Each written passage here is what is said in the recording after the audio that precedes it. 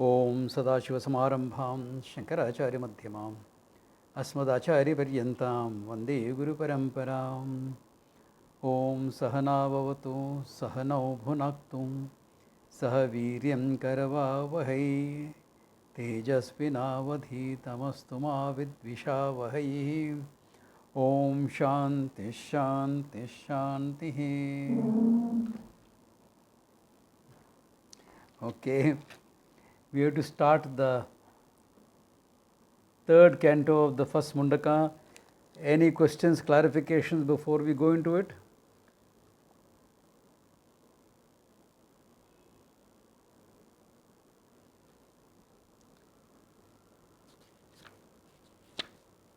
Swamiji, I had tried to locate Swami Chinmayananda's talks on fine-tuning the mind.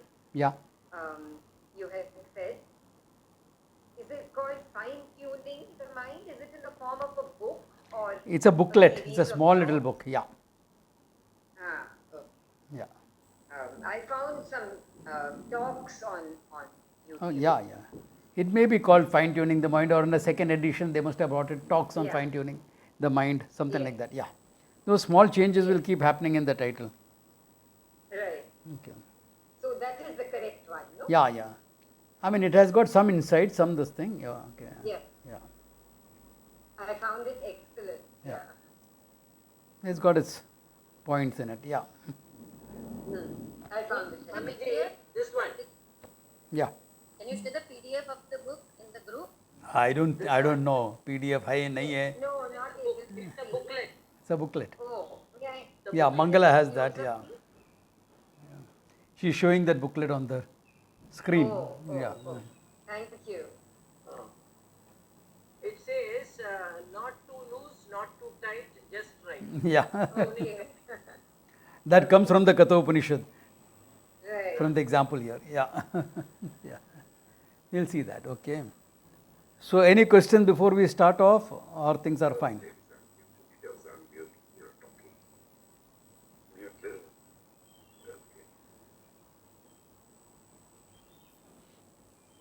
Okay, if you are unmuting yourself to ask a question, after that please mute yourself back, because otherwise there are too many other disturbances coming in. Swamiji, I just wanted to say something. Yeah. This not too loose, not too tight is something. One I second. say with Yeah, Bharati. What is that you saying? Not too loose, not too tight, what Magdala just said. I normally say to people when they say a tight hug. I'll come to that. You know, when he is talking about the chariot and the horses, that's from where Swami Chinmayanji has taken it from.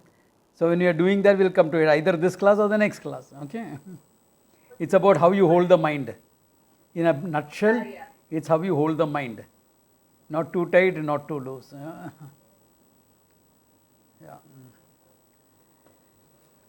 Yeah. Swamiji, Yeah. this verse 25, that yasya brahma cha kshatram cha,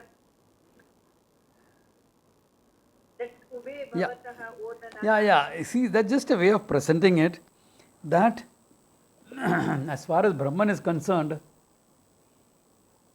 everything is just experiences. You know, you are Brahman and you are going through this world after the knowledge. How do you deal with it? Like this. All the people that you meet, etc., they are just experiences. They are nothing but Brahman. The seeming separativeness, etc., and the need to deal with them in an appropriate manner, etc., they just experience based, no big deal. You know. See, in the beginning, okay, let me elaborate that a bit. In the beginning, handling the mind, how to refine your relationships, how to refine your idea of love, all this becomes important. Why? Because if you can manage your life well, your life doesn't impinge or disturb your study of Vedanta. That's why that karmasu kaushalam, a certain sense of competency, personal competency, not skill, etc., but personal competency in how you live your life. Necessary. Otherwise, every little thing becomes a big issue. Work relationship, personal relationship, home relationship, family relationship, everything becomes a big issue.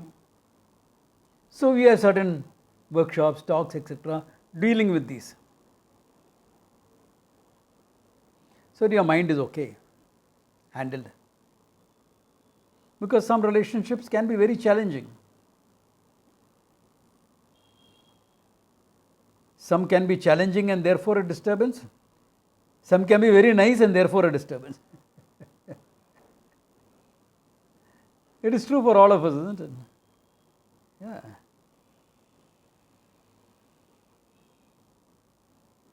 Yeah. You have a teenage boy who doesn't listen to you at all on one side. Big issue. And you have older parent who doesn't take care of their health at all. Both simultaneously. Big issue. No? If it comes one after the other, be thankful. Both together. But these are issues. And you develop a competency dealing with them, etc. Okay. For all you know, both could be attention-seeking behaviors. That apart. And what is the meaning of the second padam? That is mrityu yasya upal. Yeah, hold on. I'm explaining it. Listen to what I have to say. You asked the question. So, this is in terms of before Vedanta, before you get the knowledge. Then he says, now after you get the knowledge, what is the big deal? It is all like food, he says. The example uses food. Now tell me, how much importance do you give food? You must eat healthy, that's it. More than that, unless you are a great foodie, okay, either you have to be a great foodie or you have to be an Indian housewife, just a housewife, okay, who, both of them, breakfast is barely over, they are thinking of what to have for lunch. Lunch is barely over, you are thinking of what to have for tea and snacks. Tea and snacks are barely over, you are thinking what to have for dinner. If you are not this category, food is food, yeah, something to eat, something healthy. What is your food? We may look forward to good food, but are you obsessed about food? If you are obsessed about food, you are a foodie. The example is not meant for you. You have to think of another example. I mean, who doesn't enjoy good food? Tell me. All of us enjoy good food. But are we obsessed about it? No. So people ask me, what is your daily food? Dal, rice, vegetables, or kya? Some curd. Finished. Matter over. Big deal. I mean, yeah, sometimes you go out, then you think, which restaurant to go, etc. You will think, because you want a good meal. Otherwise, what's the big deal? Or with an occasion, you will think. So he says, similarly for the wise men, it's just like that. Some experiences to go through in life. Brahmana, Kshatriya, etc. These are the people you're dealing with. So all the people you're dealing with, etc. he reduces into that. That's it. And what about death? Death is like having chutney in life, Baba. When you're having food, you need some chutney, na? Something spicy, some pickles, etc. Some pickles to make it interesting, to give it some freshness to the whole experience. So similarly in life, death is like pickles, he says. Wakes you up. But Swamiji, Yeah? experiences in life can be also like very alarming and like very high, very low. It is. So of course you have This is a person who knows the truth. Nothing is how alarming. does he take the and all. He is samatvam with everything. Exactly. So it's okay, he takes care of things. Whatever you do, death will finally take you. No? It will take your loved one. No? Can you avoid that? You fight to save a patient, but can you prevent death from happening? How many patients you lose?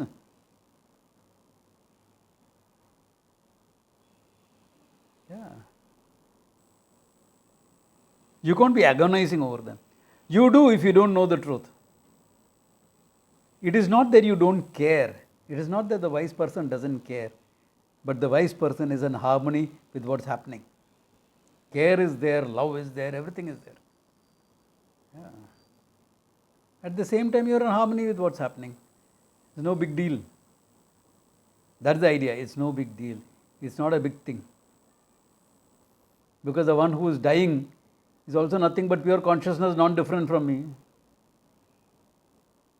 Remember the Gita? Gatasun agatasunsh nanu sochati pandita. याद है किधर आया गीता में? Second chapter. Yeah, the first verse of the teaching. Ashocyan anvashochaha tvam.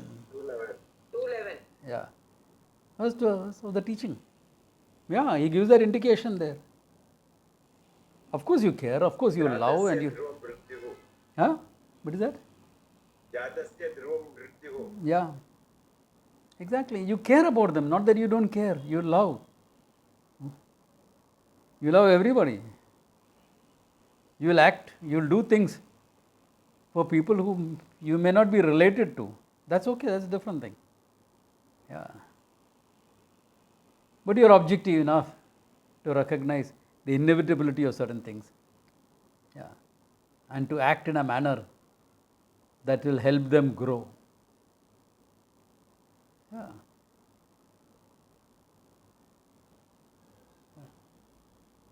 Sometimes you'll be loving and kind, sometimes you'll be tough, sometimes you'll be this, depending upon what is necessary, what you think is needed in the situation. Of course, that implies that the wise person is also vyavahara kushala. Every wise person may not be competent in the worldly activities, okay, because he is not bothered about it, not dealt with it. He may have allowed himself to be outdated with respect to the world. That's okay. He understands the principles and he will talk on the principles. Application you have to discover yourself. Yeah. Yeah. So, that is why he says this verse. Does that clear? Make it clear? Who would ask the question? Or is there any particular word troubling you? No. Vijaya, Clear, yeah. Clear. Yeah. That's all that is there. Okay.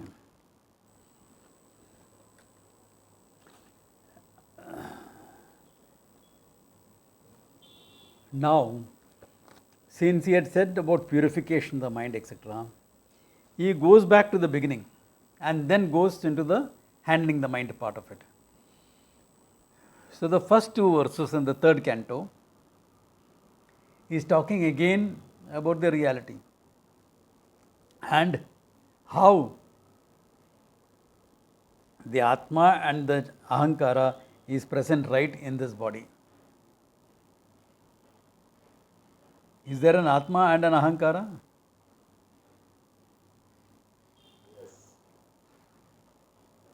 Apparently, yes, not really there.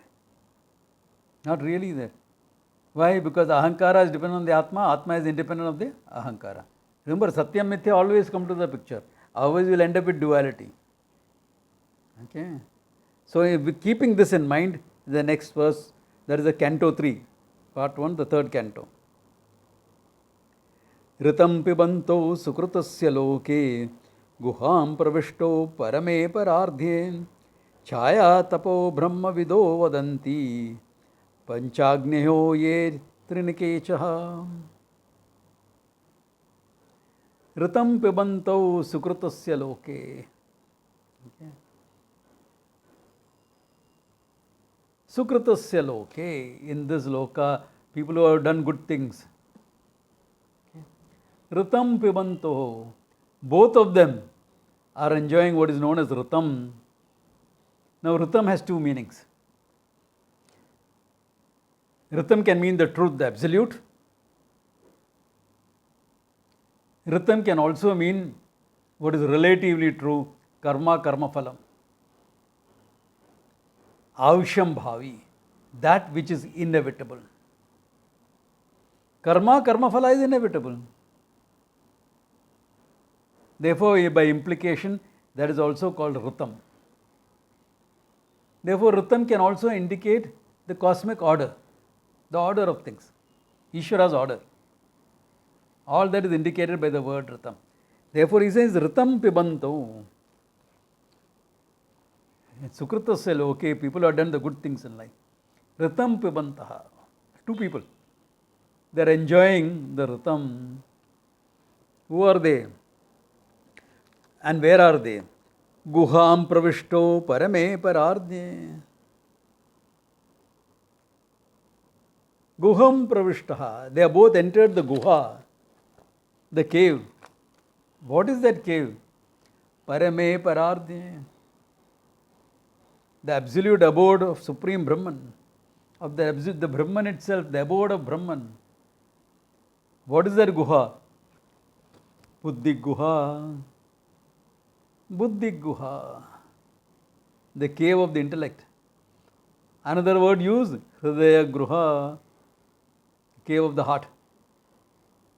Both indicates where the I is found. Upalabdhistanam, I. So both have entered. Who are the both? Atma and Ahankara. Atma and Ahankara, Atma and the Jiva. Chaya, Tapo, Brahma Vido Vadanti. They are talked about as light and darkness and shade by Brahma Vidaha, the people who know the truth. Light and shadow. The shadow depends upon the light. The shadow depends upon the light. So the light is Brahman, shadow is the Jiva, Karta Bhokta. Okay? Brahma Vidaha Vadanti. Panchagnihe ye trinechiketaha. Who have done what? Today's Brahmanas talk proudly of being, I have done Sandhya Vandanam every day. No, not enough. Panchagni Vidya. You have to worship Ishvara in fivefold form. Graha, Putya, Mahavaniyam, Dakshinagni, Sabhya, Avastaya, etc. Nobody does it anyway nowadays. Okay? Yeah. In fact, our grandparents' generation, if you are living in a village, you will find in the house there would have been a fire burning all the time, 24 hours. That's supposed to be sacred fire. It's called the Grahapatya Agni. You may have, some of you may have seen it. If you have lived in your grandfather's house for some time. I'm talking about those of you who are 45 plus here. Only they would have seen it. Younger generation would not have seen it unless you have been to your great grandfather's house. Okay. Yeah. That's supposed to be the sacred fire, Grahapatya. For all rituals, etc., the Agni is taken from there. Parsis still have their custom. If you walk into a Parsi home, a Baba home, you will find that one lamp will always be burning there, 24 hours, it never goes out. They ensure it doesn't go out. It's supposed to be from here, Grahapatya. Okay, so those who have done this fivefold fire worship, yeah, Akhanda Diya, yes, it comes actually, it is a Diya nowadays, really speaking, it is actual fire. Okay, olden days, it was actually with coals and wood and all a blazing fire that was kept burning. Nowadays that has been replaced by a Diya, but it is good, continue that habit, it's excellent. Even the presence of a Diya 24 hours at home is a blessing. It avoids a lot of negativities in the home. But Grahapatya. Plus Nachiketa they have done. What do they enjoy? Ritam pibantaha. What is the ritam they are enjoying? Karma, karma phala. That's all. Karma, karma phala. Whereas Brahmavidaha, what do they are enjoying? Ritam Brahmaneva aham asmi iti Ananda Vaptihi. Yeah.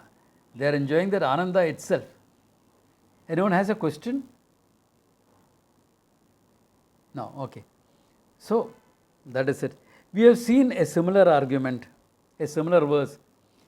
Remember Mundaka Upanishad? Remember Mundaka Upanishad? Two birds on the same branch. Pipalam Sadhu Atti. One of them goes about enjoying all this sweet and bitter fruits. And the other one, Abhichakashi, just watches the whole thing. Same idea here also. Chaya tapaho eva. This Chaya tapas, people like Carl Jung, etc., read all these. Okay? Because they had come to Banaras. But they couldn't understand that we are talking about Brahman, etc. Therefore, they talked about it as your good side, as your shadow side, the dark side, the unconscious, etc. Which has got some validity. Functionally, it has got some validity, but that's how it all came about. Yin Yang in Tai Chi came from here. Light and darkness, the shadow side. Okay. All this comes from this type of verses, not fully understood, or understood but derived from that. All right. Then what?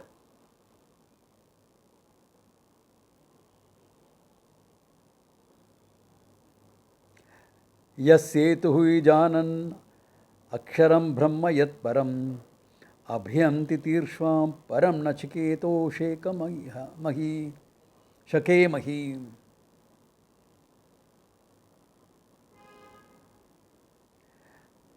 Ye setuhu. Setu can be used for both. Nachiketa Agni is Setuhu, he says. Okay? In the Bhasha, he talks about it as both. Okay? Ijananam, for the sacrifices, for those who do the Ishti, for them, Setuhu is what? Nachiketa Agni. Why is it Setuhu? It takes you to Swarga, away from the samsara for the time being. As long as you stay there, it takes you away from it. The samsara of today's world, Sukha Dukkha, is not there in heaven. The suffering, the struggle for existence, nahi hai. Khao, piyo, maja karo, ananda se. Therefore, it becomes like a bridge. It becomes like a bridge. Okay. Then, Aksharam Brahmayat Param. But what about Aksharam Brahmayat Param? Abhyam titirshva param nachiketo shakemi. That is what? Beyond all fear, he says. For that, the bridge is Atmajnanam. For that, the bridge is Atmajnanam, not the karma. Karma gets your mind ready. Be careful when I say that. Karma gets your mind ready. Just by being a karmata, your mind will not be ready. You have to have the proper attitudes. Karma Yoga Buddhi should always be there. And you should be willing to see the limitations of the karma. The moment you take karma as absolute, you have forgotten it. This lifetime, no moksha. Because you are taking it as absolute. That's all that is there. Yamimam pushpitam vacham, etc. Remember? Mundaka. Same thing. If you take karma as absolute, that's the problem. Yeah. Karma has its place in the scheme of things. But knowledge is the one that is really important. Like now Navaratri is going to start. So Shankara Matam will have for 9 days, morning, evening. I participate in a lot of them, wherever I can. I speak to Shiva also again, because there is one Friday coming in. So I'll take the class from his office. if he is okay with that. Yeah. So that I can be there for this also. In between, go take the class and come back. I'll be there at the beginning and the end. Now, what I'm trying to say is, it's important. It has its place. Doing karma is one thing. Being a karmata is another thing. Being a karma yogi is the third thing. Doing karma, everyone has to do karma. How can you live without doing some karma or the other? Being a karma yogi helps you grow. Being a karmata makes you stuck.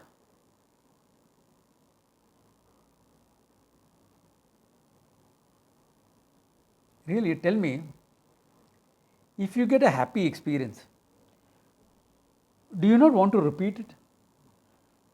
Any happy experience? You went to a particular restaurant, food was great. Arey yaar, next week we should go again. Don't you feel like that? Listen to some new nice music. Arey, next chance I get to listen it, I have to listen it. Any happy experience is like that. Now you are a karmata. You have done good karma and gone to heaven. All happy experiences. Tell me, when you come back into earth next time, will you want to repeat it or not repeat it?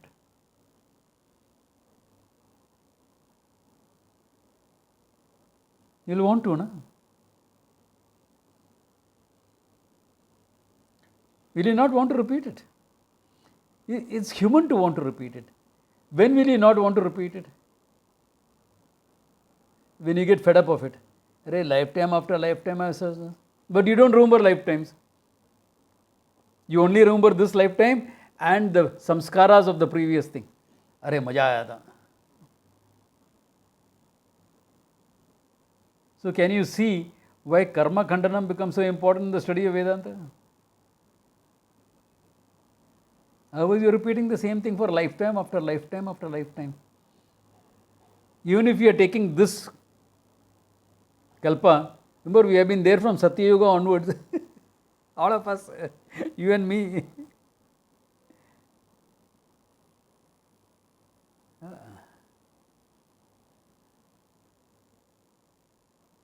Yeah, what are you doing? Same thing. Punarapi jananam, punarapi maranam, punarapi janani jatare shayanam. Until you get some vivek buddhi. Iya samsare bahu dustare kripaya pahi murare. Oh Lord, please take me over. Why? But if you are secular educated and you don't have a clue about past life, future life, etc., you are not bothered to think about it. Chodona is all belief, superstition. Then what will happen? Then you live the life unconsciously without being conscious of future and past. You are not less stuck, you are more stuck.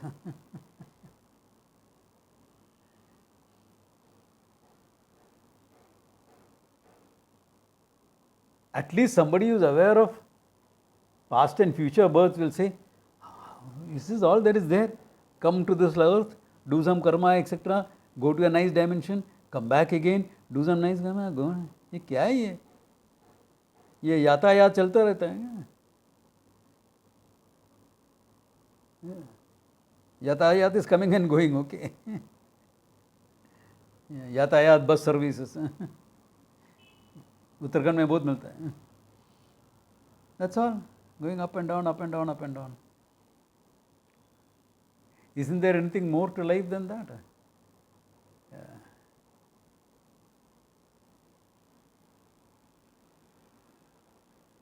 That is if you are aware of a future and past lifetime. Otherwise, this lifetime you are stuck. Because of some practicalities, you follow some dharma.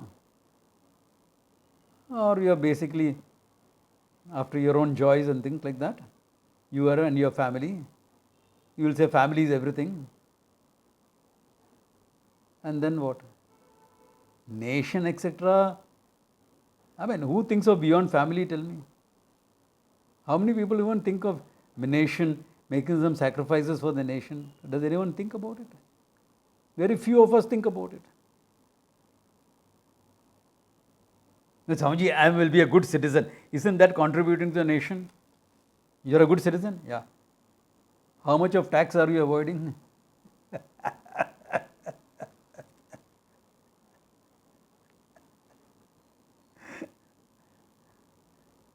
Simple. So, nobody thinks beyond this much. Why? That's unconscious lives. It's unconscious life. That's why Upanishad, again, look at it, he has spoken about it before. The student is Nachiketa. The Upanishad need not say this, but he is saying it. For all the champions who follow Nachiketa and come, all of us who get caught up in all these things, kya karega? Therefore, what is this? Highlighting the need for going in for Brahma Vidya. That's it. Yeah. If you gain Brahma Vidya in your life, then there is reality in your life. Otherwise, there are some experiences. अच्छा है, मजा आया. You have seen everything on earth. Not everything, but some things. You went on an Alaskan cruise. Oh, that is something beautiful. We sailors go up and down all the time. Kya bore ho jata after some time. No, but Alaskan cruise. Okay. Then you went to Istanbul, ancient Constantinople. Oh, good. New experience. You went to Leh, Ladakh. Oh, wow. Wow, snow desert.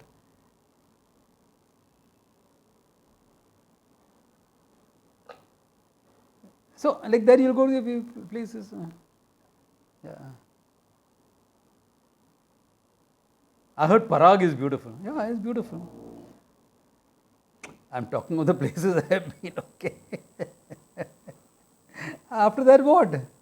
ये सब हो गया अभी heaven कैसा देखेगा? Tourist. Your religion becomes a tourist brochure for you. That's all. You're treating your religion as a tourist brochure. That's my guru's words.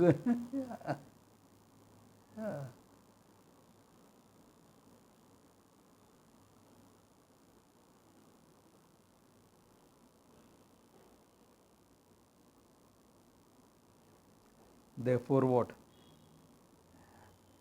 This need for something new, the need for enjoyment, all this comes from the conclusion, I am not Ananda. If I am Ananda, everything is Ananda for me. Hey, what is not Ananda? Whole life is Ananda.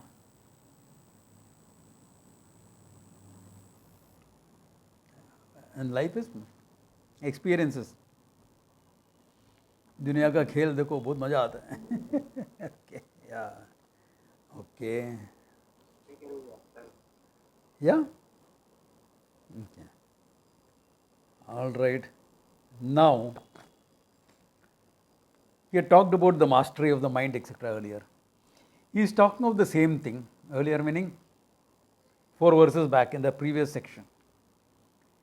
So now he is giving you an imagery of a chariot. Many people equate it with the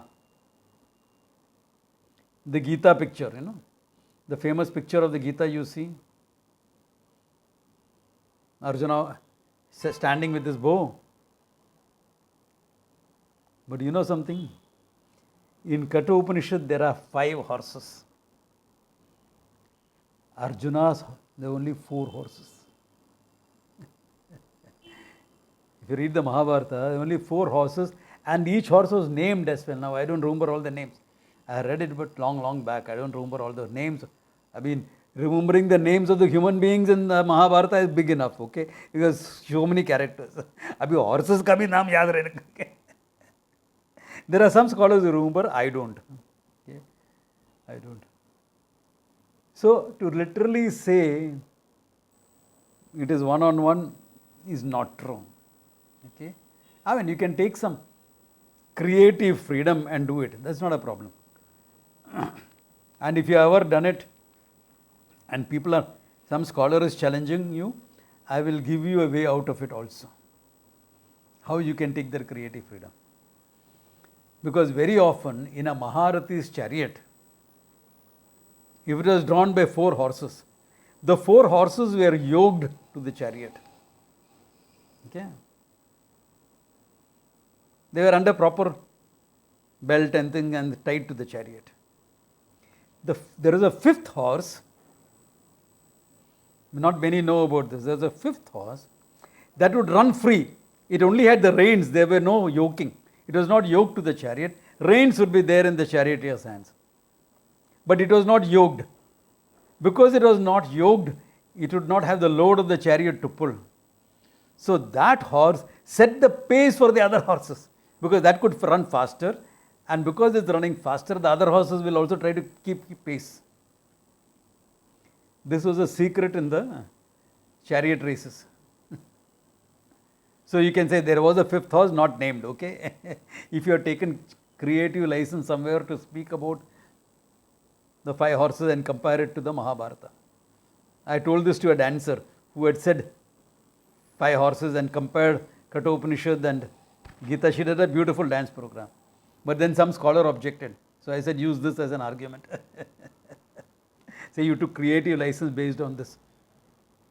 Because very often the 5th horse would be present like that, without being yoked. Yeah. Anyway, 5 horses or 4. So using that imagery, he talks about the few verses on that. Why chariot imagery? Why chariot? Because that was common at that time.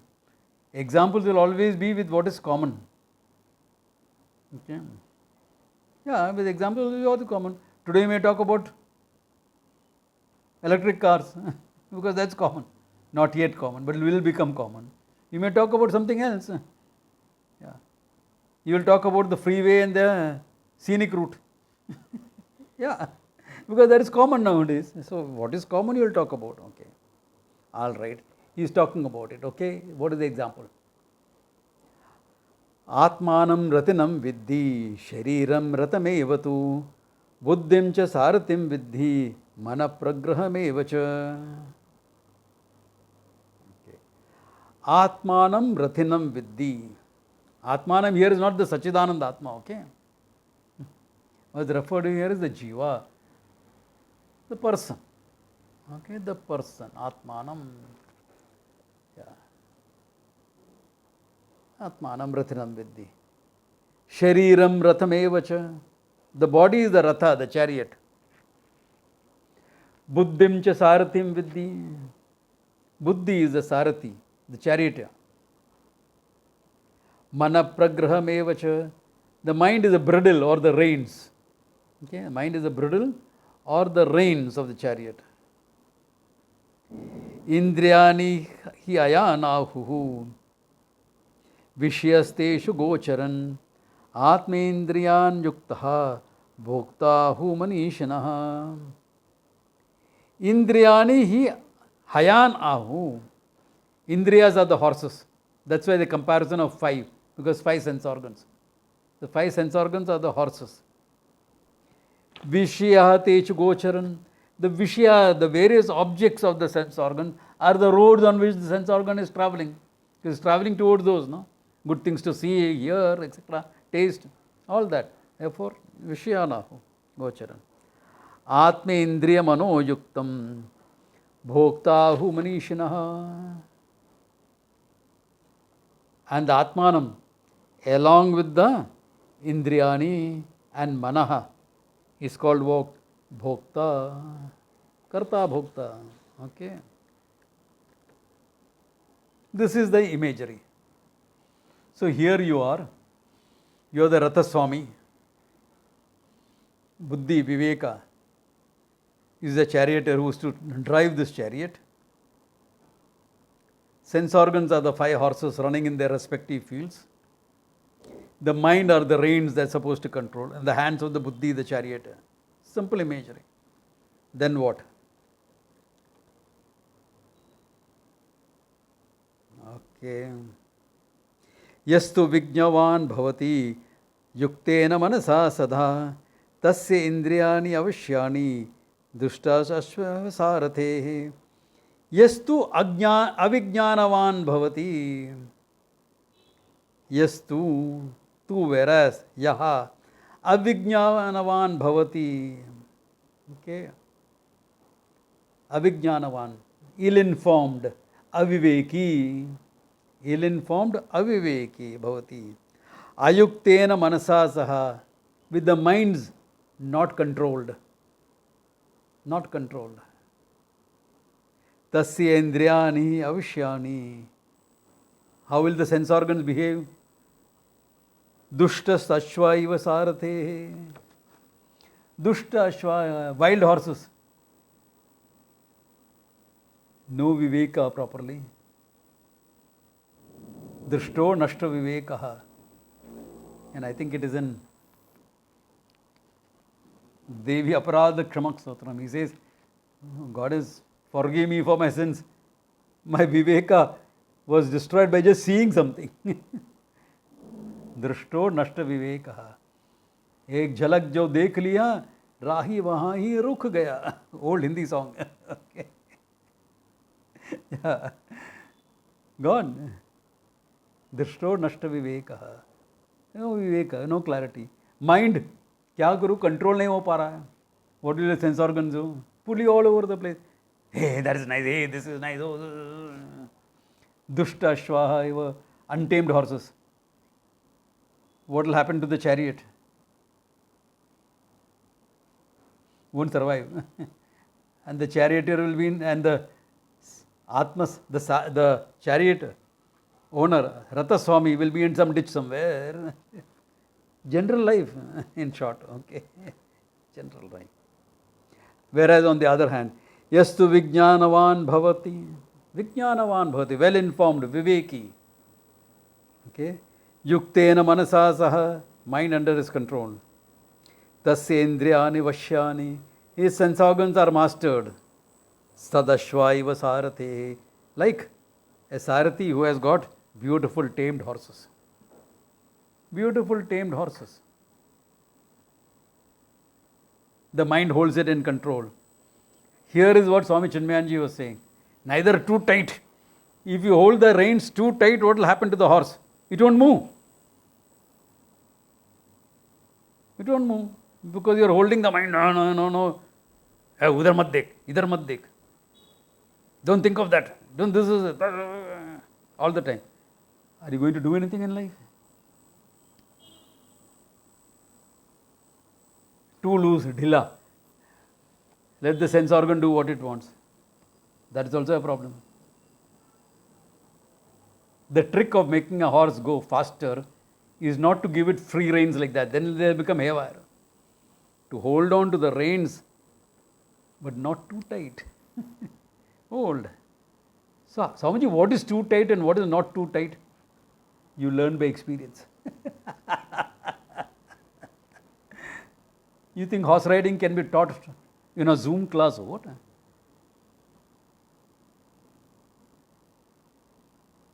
First try to get on top of the horse. Then you will understand what it is. The horse moves. And the horse is big.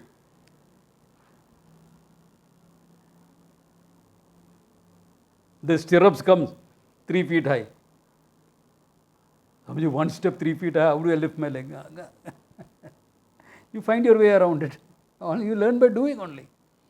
Same way, how do you know how to control your mind tight or loose? How do you know that? By experience. What works for you? Are you becoming so controlled that there is an English expression for it, air retentive? I don't want to use the first word in a recorded speech. Okay. Constipated. Too tight. Or dhilla. You strike that balance with your mind. This thing. Disciplined enjoyment. Disciplined enjoyment is the secret of mastering your mind. Simple example. You love sweets. Most of us love sweets. No, I will not touch sweets. Oh. Too much. I can understand if you are diabetic or something, okay, not otherwise. But you are not, then Samji, if I start eating sweets, I'll hog. So you avoid completely. That's not discipline. Discipline is when you can eat for the tongue, for the taste, not for the stomach. Sweets are not supposed to fill your stomach. They're supposed to just taste. Therefore, eat a little bit and be happy with it. So when you can do that, you have some mastery over your sweets. Your sweet tongue, you have mastery. Your sweet teeth, you have mastery over it. The same goes with everything in life. Same goes with everything in life.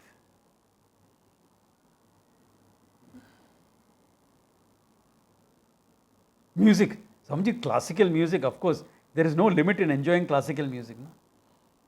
So there is this organization that has whole night music festival. Whole night they go on.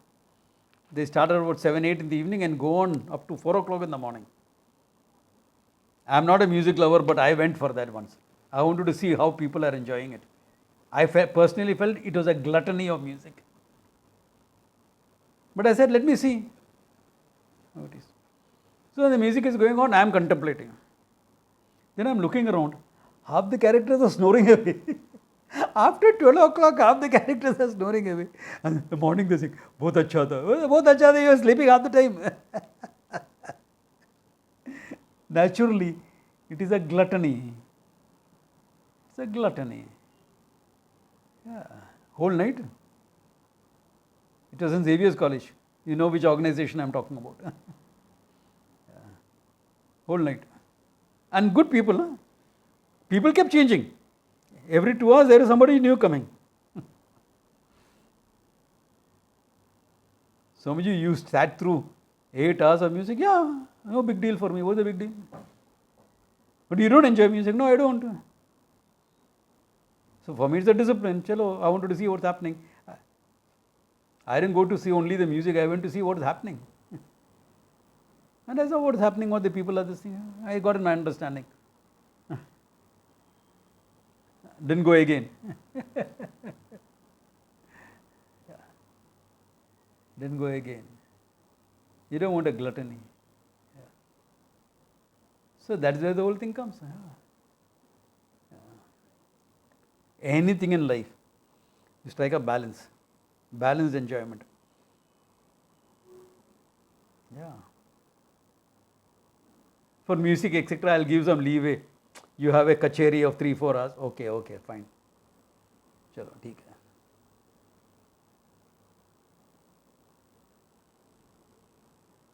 Similarly, there are people who will see back-to-back movies.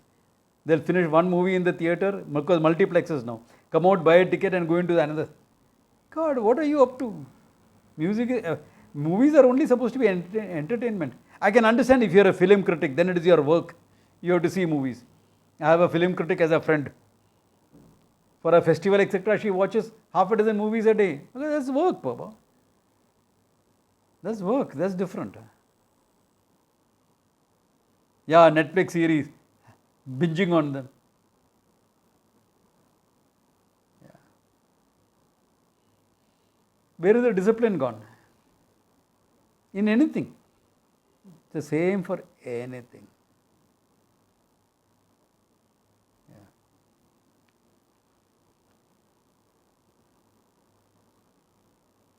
Some people do the same thing with good things also. Some of you are allowed to do puja. Good. How long will you do the puja? Tell me.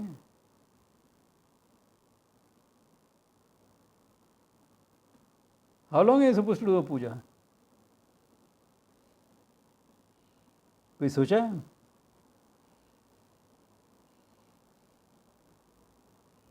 If the puja you are doing at home, it should be over in one muhurta.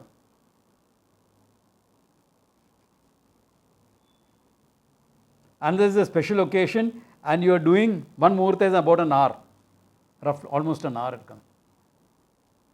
Unless you are doing 3-4 pujas one after the other. Like it happens in Shankaramatam during Navaratri. There's one main homa, special homa, and before that there are 3-4 pujas. That's a different thing. That's only for short time. That's like tapas. Otherwise you are reducing that puja and homa to an enjoyment. Yeah. That's what it's becoming. To some sort of compulsive behavior, some sort of obsessive or addictive behavior. Same thing with japa. If you're doing Purusharanam, it is different. Purusharanam is when you're doing the japa so many lakh times, not 1 lakh, depending on how many syllables are there in this thing. Like a Panchakshari, Om Namah Shivaya has got 5 syllables. So you'll do it 5 lakh times. So that's called a Purusharan. Then you're doing it for longer time, fine. Otherwise, you're making your mind dull. Everything is like this. Even if it's a good thing. Jnanam, studying. Now we have intensive courses. Our camps are intensive, those of us who have come for camps. But in the camp also we give a break, no? Afternoon. You mean to say between 2 of us we can't take the class in the afternoon post lunch also? Why 2 of us, 1 of us?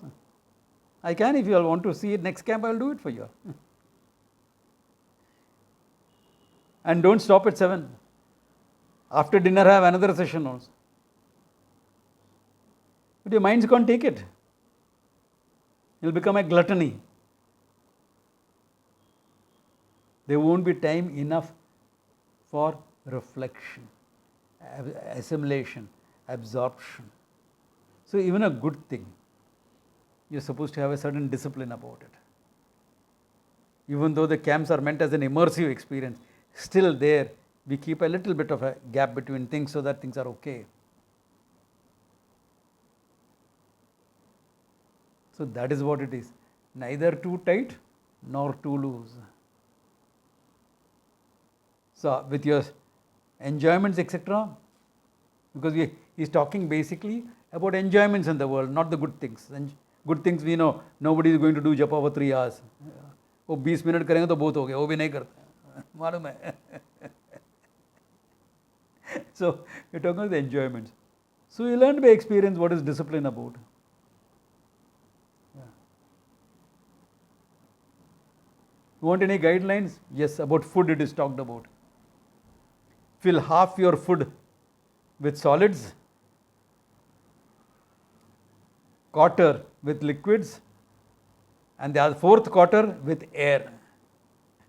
Vayoho sancharan, because the process of digestion, there requires movement, there should be place for movement and air. But Swamiji, how do I know what is half? You figure out. One day you start lunch. How many katoris of rice you will eat? When I eat 6 katoris, I feel full. Some maybe 8 also. Okay, half. Then you will know. I'm joking. These are guidelines. You figure out with experience what works for you. Yeah.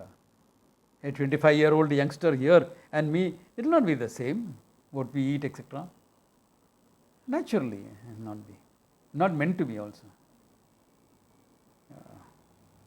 So accordingly, you figure out what is the appropriate tension, the dynamic tension that you keep in the mind and the sense organs in. The dynamic tension is what works. Yeah. There should be some tension, should not be too tight, not too loose. So similarly in your enjoyments, you can't be anal retentive, constipated, you can't be let loose. Draw your balance, maintain your balance in mastering the mind. So is an example he has given that. Okay. Vijnanavan bhavati, etc. Okay. यस्तु अज्ञानवान् भवति अमनस्क सदा शुचिः न स सत्पदमाप्नोति संसारमधिगच्छति. The one, okay, who is what? Avijnanavan, that he had talked about earlier. Avijnanavan bhavati. Okay. Amanaskaha, not a mastered mind. Ashuchihi. Therefore, all sorts of things are contaminating him, his mind. Na sat tat padam apnoti. He won't gain what is known as moksha. Tat padam, param padam, moksha akyam. He won't gain. Then samsaram adhigacchati. He will be in samsara only. He is not traveling anywhere. The chariot has fallen into the ditch. The ditch is called samsara. It is like one of my students once came and told me, Swamiji, I am in a rut. It's a happy rut, but it's a rut. Exactly. So many of us, we examine our lives, we find we are in a happy rut. Yeah. Happy rut. Yeah, everything is going fine. But what about moksha? What about the... ये मगजमारी नहीं करने का. Okay. All right. Okay. Then what is to be Vijnanavan, what is etc. He talks about it, but that we can see later. Okay, next class. It's 8 o'clock. I am sure many of you are feeling hungry. So call it a day. Okay. Om Tat Sat. Take care. Have a nice time. Swami. Thank you, Swami.